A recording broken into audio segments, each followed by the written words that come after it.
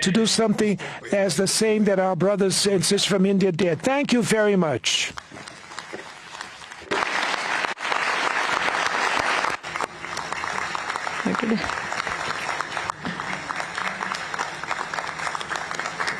Your Highnesses, Excellencies, जैसा आप सब जानते हैं, भारत के पास नवंबर तक G20 प्रेसिडेंसी की भी जिम्मेदारी है। अभी 2.5 महीने बाकी हैं। इन 2 दिनों में आप सभी ने अनेक बातें यहां रखी हैं, सुझाव दिए हैं, बहुत सारे प्रस्ताव रखे हैं।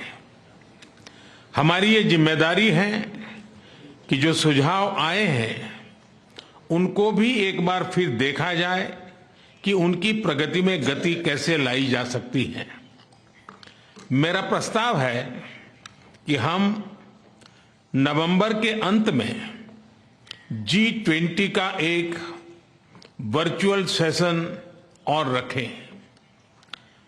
उस सेशन में हम इस समिट के दौरान तय विषयों की समीक्षा कर सकते हैं। इन सब की डिटेल्स हमारी टीम आप सभी के साथ शेयर करेगी। मैं उम्मीद करता हूं कि आप सब इससे जुड़ेंगे। योर हाइनेसेस, एक्सेलेंसीज, इसी के साथ मैं G20 समिट के समापन की घोषणा करता हूं। One earth, one family, one future का रोड मैप सुखद हो। स्वस्ति अस्तु विश्वस्य, यानी संपूर्ण विश्व में आशा और शांति का संचार हो। 140 करोड़ भारतीयों की इसी मंगल कामना के साथ आप सभी का बहुत बहुत धन्यवाद।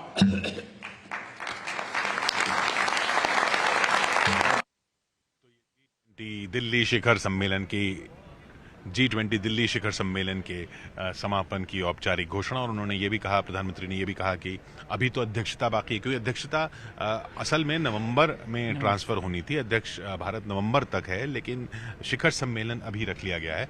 तो अभी 2.5 महीने बाकी हैं जब भारत अध्यक्ष रहेगा। तो उन्होंने कहा कि जो अभी यहाँ पर फैसले हुए हैं, जो नए नए इनिशिएटिव्स की बात हुई है, जो डिक्लेरेशन में हुआ है, उसको रिव्यू करने का भी टाइम है। तो एक वर्चुअल मीट नवंबर में भी रखी जाए, ऐसा प्रस्ताव रखा है प्रधानमंत्री ने। वर्चुअली इस पे देखा जाए कि ब्राजील को अध्यक्षता सौंपने से पहले दिल्ली डिक्लेरेशन में क्या क्या हुआ। देखिए, बिल्कुल जो प्रधानमंत्री ने रिव्यू की बात की, बहुत बड़ी बात है। और ये उनका ये कहना कि दिल्ली डिक्लेरेशन में आए हुए तमाम राष्ट्राध्यक्षों को उन्होंने धन्यवाद भी दिया। और ये भी कहा कि एक तरह से जो अभी नीरज बता भी रहे थे कि मोदी की गारंटी और मोदी का मैजिक, तो एक तरह से प्रधानमंत्री अपना जो उन्होंने इस डिक्लेरेशन में भूमिका निभाई है भारत ने, उसमें समीक्षा भी करना चाहते हैं कि हम उस प्रस्तावों पर किस तरीके से आगे बढ़ रहे हैं, कैसे उन पर कदम उठाए जा रहे हैं। और इसी कारण उन्होंने सभी राष्ट्रीय अध्यक्षों को ये कहा है कि नवंबर से पहले, जब तक भारत के पास इसकी प्रेसिडेंसी है, एक बार सबसे वर्चुअल मीटिंग करेंगे और एक समीक्षा, एक रिव्यू बैठक। तो ये दिखाता है कि किस कदर सीरियसली भारत अपनी भूमिका को लेकर इस पूरे G20 के दौरान दिखाई दिया है। और हमारे साथ आराधना झा सिंगापुर से जुड़ रही हैं और जय शाह जुड़ रहे हैं इंडिया ऑस्ट्रेलिया डायस्पोरा के ऑस्ट्रेलिया से।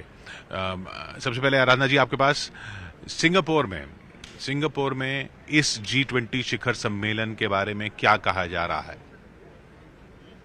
किशोर, अभी इस वक्त सिंगापुर में जो उत्साह का माहौल है, विशेषकर इसलिए क्योंकि ये यहाँ की जो मीडिया है वो इस बात की खासी चर्चा कर रही है कि अभी जो ब्रिटेन के प्रधानमंत्री श्री ऋषि सुनक के साथ यहाँ के सिंगापुर के प्रधानमंत्री श्री ली सियान लुंग की जो आपस में जो वार्ता हुई है और जो वाणिज्यिक समझौता हुआ है, उसकी सिंगापुर में खासी चर्चा है। इसके अलावा जो सस्टेनेबिलिटी के मुद्दे के सत्र पर जब बोलते हुए यहाँ के प्रधानमंत्री जी ने कहा कि सरकारी और निजी क्षेत्रों की जो भागीदारी है, उस पर उन्होंने जोर देते हुए कहा कि सरकार अब अकेले अपने बलबूते पे 2050 तक नेट जीरो का जो लक्ष्य है वो प्राप्त नहीं कर सकते, इसलिए निजी क्षेत्रों की जो भागीदारी है वो और बढ़ानी चाहिए। और जो G20 में एक बात मैं आपको कहना चाहूंगी कि एक बात तो तय है कि भारत ने अभी हाल ही में चंद्रयान को लेकर अभियान की सफलता को लेकर देखें या G20 के आयोजन को लेकर देखें, जो एक उत्साह है, जो गौरव का बोध है, वो बढ़ा है। और वो यहाँ के, क्योंकि जो सिंगापुर की आधिकारिक भाषाएं हैं, चार आधिकारिक भाषाओं में तमिल एक आधिकारिक भाषा है, तो यहाँ तमिल बोलने वालों की अच्छी खासी जनसंख्या है। और इसके अलावा जो भारतवंशी हैं, प्रवासी हैं, उन सब में भी ये जो आयोजन हो रहा है उसको लेकर खासा उत्साह है। और अगर आप देखिए कि वाणिज्यिक क्षेत्र जी। के दृष्टिकोण से देखा जाए, तो अभी हाल ही में आपने देखा होगा कि भारत की ओर से जो चावल के निर्यात पर कुछ नीतिगत परिवर्तन किए गए थे, और उनमें से कुछ अन्य देशों के साथ साथ सिंगापुर को भी छूट दी गई थी, क्योंकि सिंगापुर के साथ भारत के बहुत मैत्रीपूर्ण संबंध रहे हैं। और इसका कारण ये भी है कि जो सिंगापुर की जो दो बहुत ही महत्वपूर्ण निवेश संस्थाएं हैं, तमासिक होल्डिंग्स और GIC, जिसका पूरा नाम है government of Singapore investment corporation, उनके ओर से भारत में बड़े पैमाने पर निवेश किया जा चुका है और भविष्य में भी किए जाने की संभावना है। तो इस दृष्टिकोण से भी ये अभी जो G20 का सम्मेलन हो रहा है, वहाँ आपस में जो वार्ताएं हो रही हैं, चाहे वो बहुपक्षीय हो चाहे द्विपक्षीय हो, इसकी विशेष चर्चा सिंगापुर के मीडिया में हो रही है। जी आराधना जी, और हमारे साथ आराधना जी सिंगापुर से हैं, जय शाह हमारे साथ ऑस्ट्रेलिया से हैं, सिडनी से, और हमारे साथ आसिफ रमीज साहब जुड़ रहे हैं सऊदी अरब से। और सऊदी अरब बहुत अहम, सऊदी अरब का रोल, खासकर जो ये कॉरिडोर की बात आ रही है, आसिफ साहब वहाँ पर क्या चर्चा है, सऊदी अरब में क्या चर्चा है भारत की मेज़बानी की को लेकर, भारत में हुए इस शिखर सम्मेलन को लेकर, और ये जो नए प्रोजेक्ट की बात की जा रही है, नए कॉरिडोर की बात की जा रही है, जिसमें सऊदी अरब और UAE के जरिए भारत से यूरोप को जोड़ा जाएगा। किशोर भाई, सबसे पहले मैं बताऊं कि ये जो अभी G20 इंडिया में हुआ, ये तो हिस्टोरिकल था ही। और जिस तरीके से सारे दुनिया के जो सितारे वहाँ मौजूद थे, लेकिन जो फैसले हुए और जो कॉन्सेंसस हुआ, वो भी 100% कॉन्सेंसस के साथ, जिसकी उम्मीद बहुत कम थी। तो ये इंडियन डिप्लोमेसी की बहुत बड़ी जीत है और भारत सरकार की बहुत बड़ी एक ताकत बनी। वैसे में जब हम जानते हैं कि गल्फ कंट्रीज़ की तरफ से, चाहे आप UAE देखें, सऊदी अरब है, या अभी दूसरे जो हमारे और गेस्ट थे, ओमान से, इजिप्ट से, अफ्रीका, इन तमाम लोगों के साथ जो रिश्ता है बहुत बड़ा हुआ है। अब वैसे में ये जो कॉरिडोर की आप बात कर रहे हैं, तो इससे बहुत ज़्यादा फ़ायदा होने वाला है इंडिया को, मिडिल ईस्ट को, और ज़ाहिर है इंडिया से यूरोपियन कंट्रीज़ का कनेक्ट होना। तो इसकी चर्चा तो यकीनी तौर पे पूरी दुनिया में हो रही है और साथ-साथ यहाँ भी हो रही है। और इससे ये बात ज़ाहिर हो जाती है कि जितनी भी ज़्यादा हमारे बीच जो एक रिश्ता है, जो हिंदुस्तान का, जो भारत का रिश्ता सऊदी अरब से रहा है, वो तारीख़ी है, हिस्टोरिकल है, बहुत ही बियॉन्ड जो एनर्जी कहते हैं वो है, पीपल टू पीपल कॉन्टैक्ट्स कह लें, या जो 2.5 मिलियन से ज़्यादा इंडियंस यहाँ पे रहते हैं, जॉब करते हैं खुद सऊदी के अंदर, या आप UAE में देखें 3.5 मिलियन, 35 लाख के आसपास, इतनी बड़ी आबादी है 1 करोड़ के आसपास इस इलाके में, उनमें एक बहुत बड़ा जोश है। और इंडियन डायस्पोरा में तो बहुत ही ज़्यादा जोश है कि हिंदुस्तान के अंदर जो एक तारीख़ी ये G20 की जितनी भी आप मीटिंग्स की बात करें, जितने भी समिट्स हुए हैं, उसमें ये इसकी बहुत ज़्यादा अहमियत रही। It was on a different level. और जिस तरीके से पार्टिसिपेशन रहा, जिस तरीके से एक कहते हैं ना, पूरी दुनिया की नज़र इस पे रही, हर तरफ इसकी चर्चाएं रही। और इंडिया के अंदर भी बहुत ख़ास बात ये हो गई कि 140 करोड़ जो भारतीय हैं, वहाँ तक ये बात पहुँची, और वसुधैव कुटुंबकम का जो एक मैसेज था पूरी दुनिया के सामने, वो इस प्लेटफॉर्म, इस फोरम के ज़रिए जो पूरी दुनिया तक ये आवाज़ गूंजी है। तो हमने सिर्फ चांद पे ही झंडा नहीं फहराया है, वहाँ पे तो झंडा गाड़ा ही है, लेकिन इस जो भारत मंडपम की उस जगह पे, दिल्ली की इस धरती पे, हिंदुस्तान की इस धरती पे, जिस तरीके से हमने ये एक और झंडा पूरी दुनिया के सामने गाड़ा, और ख़ास तौर से जो हमने देखा है कि अफ्रीकन यूनियन का, तो दूसरी यूनियन का वहाँ, और इंडिया का उस पर बहुत बड़ा रोल रहना, और जिस तरीके से लगभग 55 और कंट्रीज़ ये जो ताकत बनती है, ये जो इस पूरी दुनिया के इस बड़ी, सबसे बड़ी ग्रुपिंग में जिस तरह से इंडिया ने रोल अदा किया। और इंडिया की प्रेसिडेंसी में जब अफ्रीकन यूनियन ने इसमें अपनी शमूलियत इसमें दर्ज करवाई, तो आप अंदाजा लगा सकते हैं कि इसकी चर्चा कहाँ नहीं होगी।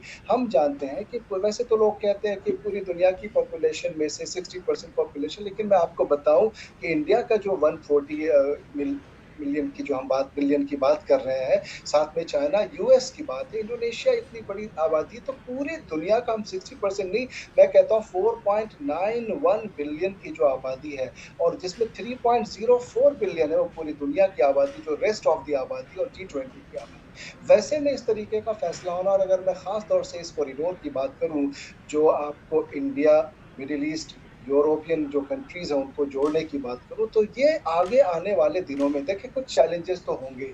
वो इसलिए कि जो हम इसके रूट की बात करते हैं, जो ज़मीनी रास्ते की बात करते हैं, तो थोड़ी मुश्किलें इसलिए होंगी कि हम जानते हैं कि पड़ोसी में जो दूसरे मुल्क हैं वहाँ पे ख़ास तौर से पाकिस्तान से रास्ता मिलना मुश्किल होगा। लेकिन जब हम सी रूट की बात करते हैं और उससे हम मिडिल ईस्ट तक कनेक्ट हो जाते हैं, फिर हम अगर आप देखें कि यूरोपियन कंट्रीज तक जाते हैं, तो ये कितना जीडीपी को बढ़ाएगा, बिजनेस को बढ़ाएगा, ट्रेड को बढ़ाएगा। और ये जो मुस्लिम मुल्कों के साथ जो रिलेशन भारत ने एक इतनी ज़्यादा स्ट्रॉन्ग कर दी है, जी। उसकी एक बहुत बड़ी मिसाल अभी भी दिखी। और ये तमाम लोग भारत के साथ रिश्ता बनाने के लिए और ज़्यादा एक मतलब दो तरफ़ा होते हैं, रेसिप्रोकल होता है, कोई वन साइडेड नहीं होता है। और हमने इसकी मिसालें बार-बार देखी हैं, और भारत का जिस तरीके से नाम पूरी दुनिया में ऊँचा हुआ है, और ख़ास तौर से मुसलमानों की कंट्री में भी आप देखिए जितने मुस्लिम वर्ल्ड है वो सब भारत की तरफ एक अच्छी नज़र से देख रहे हैं। और आगे आने वाले दिनों में इसका बेहद फ़ायदा हिंदुस्तानियों को भी और तमाम उन दोस्त मुल्कों को भी देखने को मिलेगा। और ये अच्छे और बड़े फैसले इस प्लेटफॉर्म, इस फोरम पे जो साइडलाइंस में होती है, जो बायलैटरल्स होती है, भाई 15 से ज़्यादा बायलैटरल्स अभी हुई, 200 से ज़्यादा मीटिंग्स तो उस वक्त चलती रही। ये पूरा इंक्लूसिव ग्रोथ की जो हम बात करते हैं, वो इंक्लूसिव ग्रोथ की एक बहुत बड़ी मिसाल है। और जो हमने कहा है, जो प्रधानमंत्री ने खुद भी कहा है, जो ट्रस्ट डेफिसिट है, कोविड के बाद जो इतना बड़ा मसला हुआ, फाइनेंशियल इश्यूज आए, फूड क्राइसिस आई तमाम, लेकिन एक ट्रस्ट डेफिसिट बहुत बड़ी चीज़ रही है। उसमें पूरी दुनिया को वसुधैव कुटुंबकम की तरह अपनी तरफ बुलाना, एक मैसेज देना और ऐसे फैसले लेना जिससे दुनिया जुड़ती है, कनेक्टिंग द वर्ल्ड। ये जो कॉरिडोर है, ये पूरे इंडिया को मिडिल ईस्ट के साथ, यूरोप के साथ जोड़ रहा है। हम जोड़ने का काम कर रहे हैं, हम साथ लेकर चलने का काम कर रहे हैं, सबके साथ आगे बढ़ने के लिए पूरी दुनिया में हम मिसाल एक बन हम रहे एक हैं। और जी बिल्कुल, ग्लोबल ये साउथ एक भारत एक ब्रिज बन रहा है इस पूरे जितने भी जितने भी इसमें कॉन्स्टिट्यूएंट्स हैं उसमें एक ब्रिज का काम कर रहे हैं, जैसे आसिफ साहब ने कहा।